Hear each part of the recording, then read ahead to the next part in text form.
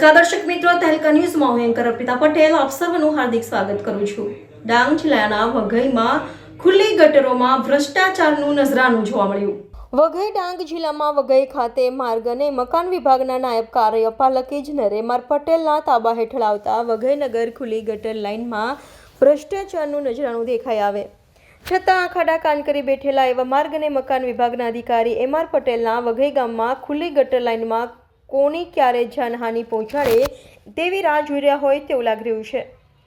શાળાના નાના ભૂલકાઓ તેમજ વઘઈના મુખ્ય માર્કેટ હોય છે તો દૂર દૂરથી ગામડાના લોકો આવતા હોવાથી અને આ ગટરની દુર્ગંધથી ત્રાહિમામ પુકારી ઉઠ્યા છે એવી લોકચર્ચા ચાલી રહી છે। તો ડાંગ જિલ્લાના વઘઈ તાલુકાના માર્ગ અને મકાન વિભાગના નાયબ કાર્યપાલક ઇજનેર એમ.આર. પટેલના તાબા હેઠળની કામગીરી ક્યારે પૂર્ણ થશે તે પછી ભ્રષ્ટાચારમાં રંગીલા બની કામને પડતર મૂકશે।